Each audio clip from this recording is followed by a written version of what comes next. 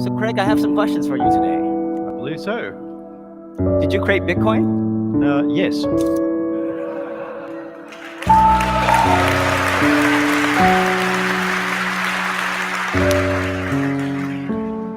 Why? It actually goes way back into my past. I've been involved with monetary economics and everything for a long time. And before even the first bit I'll talk about, back in the 90s, in 2005, I enrolled with the University of Newcastle. I did a master's degree there. Part of why I chose that little out-of-the-way university was they had the Center for Monetary Economics. So the two of the people I learnt from while I was there, basically annoyed occasionally, were some of the founders of DigiCash and eCash. So they were academics who worked with David Chaum and helped develop the original aspects of cryptocurrency, helped launch Mark Twain Bank, and they were involved with that whole industry. So it might have been a little out of the way university, but it was a little out of the way university with some of the greatest people in cryptocurrency. And they ended up with this little out of the way university because everyone had thought that cryptocurrency can't work. They'd given up on it.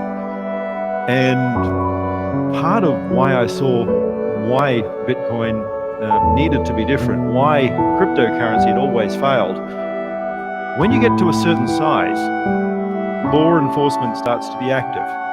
You start introducing people who use crime and are getting away with it. If it's an illegal system, if it's facilitating crime, if it's anonymous, eventually you get a bigger and bigger user base of people breaking the law, and then it gets shut down.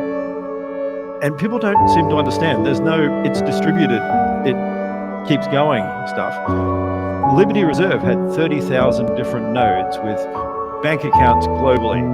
And there was a takedown that was done across over 70 countries with law enforcement officials from over 100 different departments involving takedowns of people all across the world. Places like Sierra Leone, places like Costa Rica, places where no freaking jurisdiction is involved at all, were all taken down. All the monies were seized. And the 6 billion seized in Liberty Reserve is more valuable than Bitcoin and cryptocurrency right now. This market cap crap, the reality is, that was 6 billion real dollars. 6 billion real dollars would push Bitcoin up to 50,000 a Bitcoin.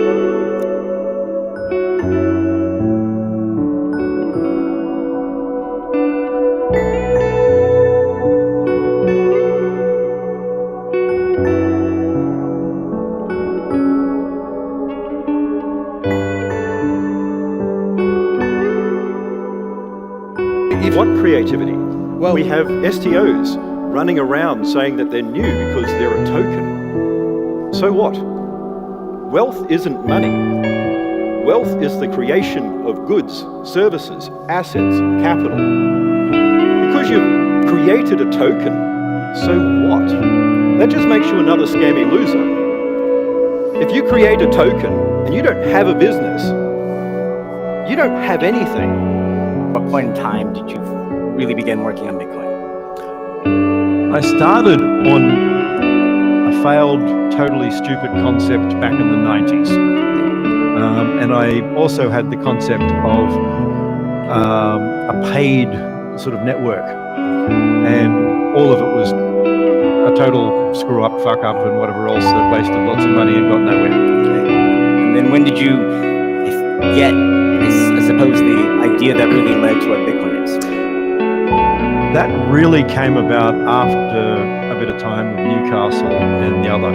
So it was a combination of the guys at Newcastle. Also at the same time, I shortly after that started a master's degree in law where I studied international banking, financial law, etc. over at Northumbria. And then I started really understanding the history of money. Between that And the other aspect that sort of changed everything was in 2005, when I'm doing this, I had to get a real job because I don't know if everyone remembers, but there was a big crackdown on gambling. And I had a lot of involvement and a lot of clients in like Lassiter's and Playboy and whatever else that all shrank because the Americans stopped allowing SWIFT to be used globally. And even You're though, talking about the passage of the Ouija statute in Yeah. the United States. Right? and that really made all those. Thank you everyone for attending.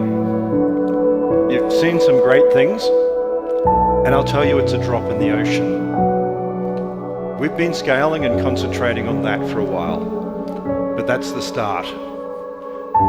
Nobody understood my white paper. They still don't.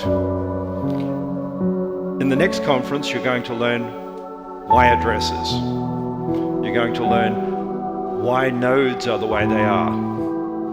You're going to start to learn what Bitcoin really is. The first part is it has to scale. In Genesis next year, we will scale Bitcoin to beyond every other blockchain combined. We will scale and then we will keep scaling.